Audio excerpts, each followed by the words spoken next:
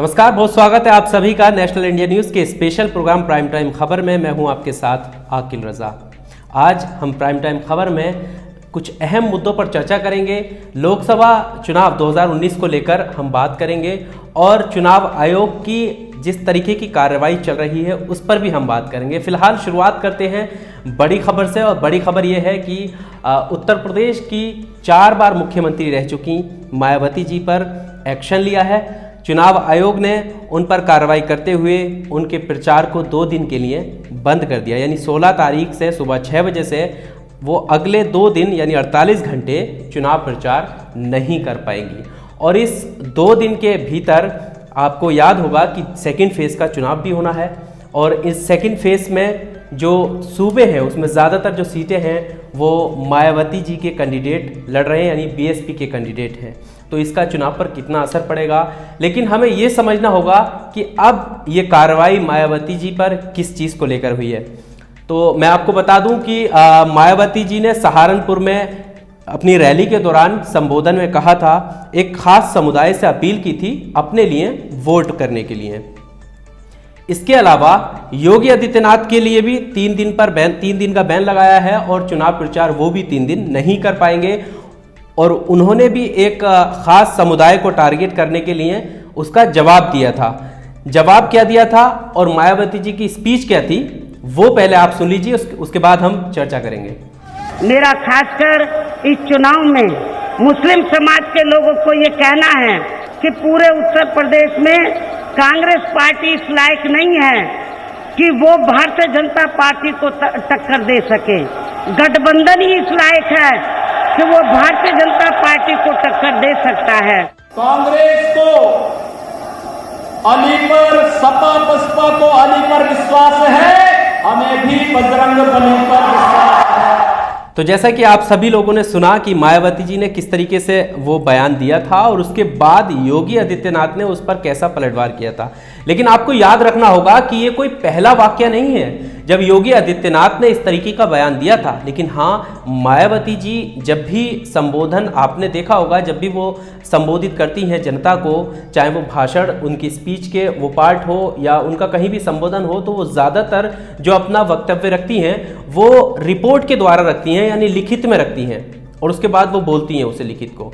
तो बहुत ही कम ऐसा देखा गया है कि मायावती जी जैसी नेता कुछ गलती करती हो या कुछ गलत बयान देती हो, लेकिन इस बार चुनाव आयोग ने उन पर कार्रवाई की है। लेकिन योगी आदित्यनाथ की अगर हम बात करें, और जिस मुद्दे को लेकर योगी आदित्यनाथ पर 3 दिन का बैन लगाया है, 3 दिन वो प्रचार नहीं कर पाएंगे, वो बयान उससे पहले भी कई बार दे चुके हैं।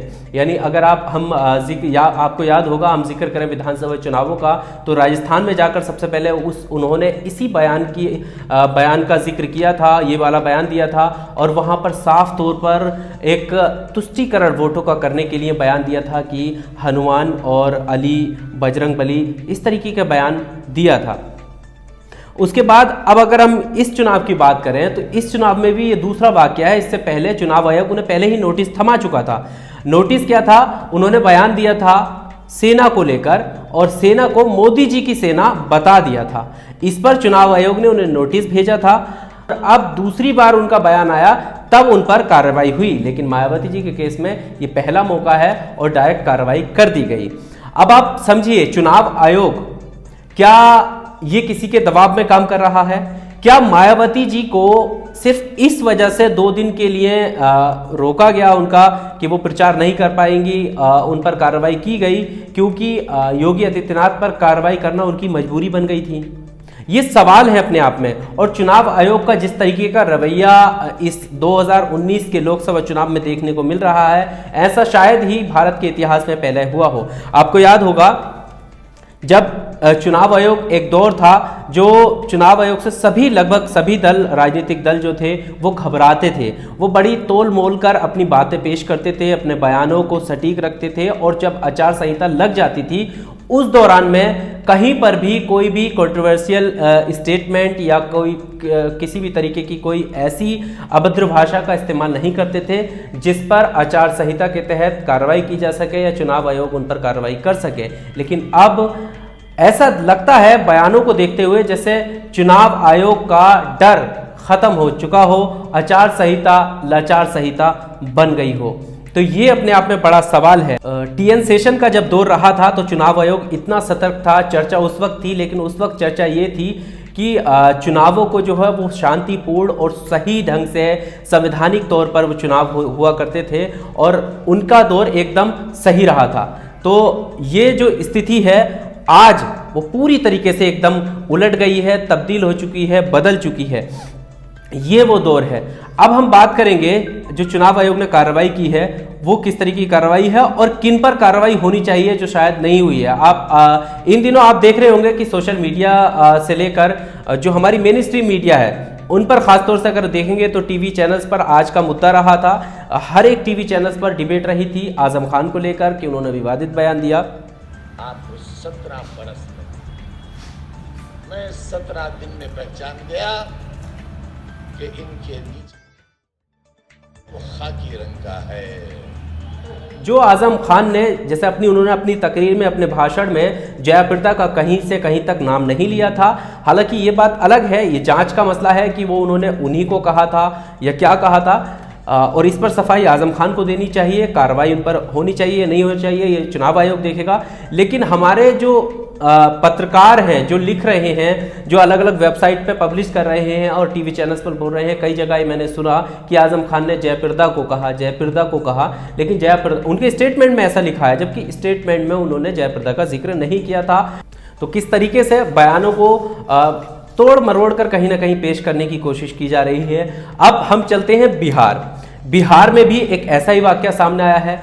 यहाँ पर आजम खान के बयान को लेकर महिलाओं का अपमान बताया जा रहा है, इसमें महिला आयोग भी सामने आया है और जो सत्ता पक्ष के नेता हैं, चाहे वो सुषमा स्वराज हो, स्मृति ईरानी हो, लगभग सभी जो नेता हैं उन्होंने ट्विटर के माध्यम से और अलग अलग न्यूज़ चैनल्स पर दिए इंटरव्यू के माध्यम से उन्होंने आजम खान पर चुनाव से बाहर करने का आरोप लगाया है कि उन्हें किसी तरीके से बाहर कर दिया जाए और इस पर कार्रवाई होनी चाहिए। उन्होंने अपनी बात रखी है।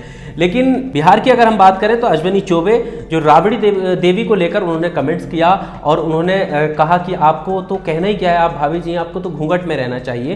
तो उसको लेकर भी क्या कार्रवाई नहीं होनी चाहिए थी? हालांकि राबड़ी देवी ने उसका पलटवार बड़े अच्छे तरीके से किया और उन्होंने ये एहसास कराया कि आपकी मानसिकता क्या है और ये कौन सी सोच है। उन्होंने साफ दर्शाया कि ये मनवादी सोच है। आप ट्विटर में देख सकते हैं, ट्वीट जो उन्होंने किया है वो आप देख सकते हैं कि किस तरीके से उन्होंने ट्वीट में अश्विनी चौबे का जो है जवाब दिया था। लेकिन सवाल यह है कि क्या चुनाव आयोग को उधर संज्ञान नहीं लेना चाहिए था? क्या अश्विनी चौबे पर इसलिए कार्रवाई नहीं की जा रही है क्योंकि वो सत्ता पक्ष के नेता हैं, मंत्री रह चुके हैं मोदी सरकार में? क्या चुनाव आयोग किसी दबाव में काम कर रहा है? और अब मायावती जी को पहले ही नोटिस पर 2 दिन का बैन लगा देना और ऐसे समय में जब 18 तारीख को दूसरे फेज की वोटिंग होनी है और दूसरे फेज की वोटिंग के प्रचार के लिए मायावती जी का अहम रोल माना जा रहा है।